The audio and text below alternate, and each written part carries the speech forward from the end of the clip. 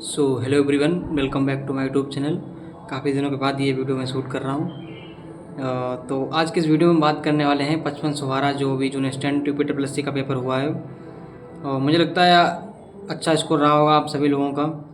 उसी के बारे में आज हम चर्चा करने वाले हैं थोड़ी सी। तो बहुत सारे लोग भाई पूछ रहे थे मुझसे कि मेरा स्कोर कैसा रहा, उसके बारे में बताएँगे। तो मेरा स्कोर रहा है, मैंने अटैम्प्ट जैसे लिया था 92, ठीक है।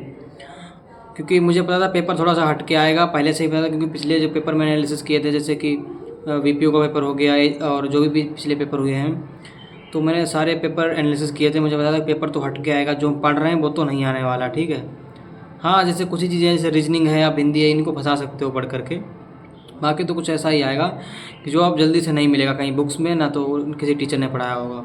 वो आपकी बेसिक अंडरस्टैंडिंग पहले से आपने कितना पढ़ा है, कितना आता है, कितनी समझ है, उसी बेस पे आप उस क्वेश्चन को कर सकते हैं। UPSSC का नियम ही यही हो गया है कि सीधे सीधे क्वेश्चन नहीं फंस रहे हैं कि लास्ट टाइम मैराथन कर लिए 5 घंटे की, बस उसी से सब आ गया। ऐसा नहीं हो रहा है भाई। तो इसी प्रकार मैंने पेपर दिया, तो फर्स्ट सिटिंग में मैंने 50 क्वेश्चन के आसपास अटैम्प्ट किए थे, जो कि मुझे क्लियर थे। मुझे पता था कि ये मतलब सही ही हैं, 45 से 50, तो उसमें मैं श्योर था। बाकी क्वेश्चन मुझे लेने थे रिस्क, क्योंकि वो तो बाद में वैसे भी किसी को आ नहीं रहे थे क्वेश्चंस। उनको आपको आइडिया कैसा लग रहा है, इससे कोई क्वेश्चन पूछा है तो उसको किस तरीके से आप हल कर सकते हो, कैसे उसका क्या हो सकता है आंसर, किसी ने तुक्का ही बोल सकते हैं, उस तरीके के क्वेश्चन थे। तो फिर उसके बाद मैंने तुक्का लगाना शुरू किया, लेकिन तुक्का ऐसे नहीं बोल सकते भाई कि एकदम आँख बंद करी और लगा दिया कि हाँ बी ऑप्शन है, ऐसे नहीं भाई। मैं देखता था कि अच्छा इसका इस तरीके किस टाइप वो ऑप्शंस दिए हैं, तो कौन कौन सा ऑप्शन हो सकता है, कौन सा नहीं हो सकता है, ऐसे एलिमिनेट कर करके तो उस तरीके से मैंने क्वेश्चंस अटेम्प्ट किए थे 92। तो मेरे 92 में से 16 क्वेश्चंस गलत हो गए हैं। अभी जब कल आंसर की मैंने मैच करी तो 16 क्वेश्चन गलत हैं। इसका मतलब है कि 1/4 नेगेटिव मार्किंग थी, तो 4 क्वेश्चन हमारे और गलत माइनस काट नेगेटिव में कट जाएंगे, तो मतलब 20 क्वेश्चन मेरे कम हो जाएंगे। तो 92 में से 20 से माइनस करेंगे तो नंबर बचेंगे 72, मतलब 72। और ऑब्जेक्शन का तो मैंने अभी देखा नहीं है कितने क्वेश्चंस पे ऑब्जेक्शन है, वो भी अगर देखते हैं, अगर कोई होगा तो फिर ज़रूर लगाएंगे उस पर। तो मुझे लगता है मैं यूट्यूब पे देख रहा था काफ़ी लोगों के मार्क्स, कोई कह रहा है 50, 55, 60, बहुत कम ही लोग हैं जो 70 प्लस बता रहे हैं। हालांकि मैं खुश नसीब हूँ, कुछ भी कह सकते हो भाई, मेरा तो 70 प्लस स्कोर है। और तैयारी भी मेरी, हालांकि UPSSC की तो मैं तैयारी कर नहीं रहा हूँ, मैं SSC की तैयारी कर रहा हूँ।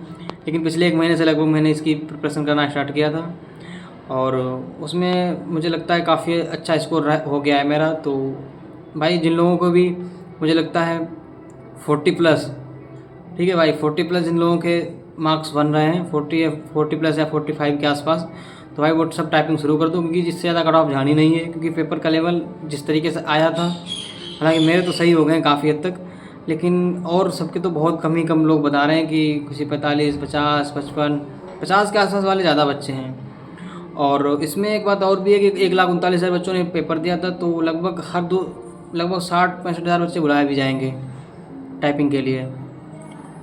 तो मुझे लगता है हर दो या तीन में से एक बच्चा टाइपिंग के लिए सेलेक्ट हो ही जाएगा, मतलब टाइपिंग में उसका नाम आ ही जाएगा।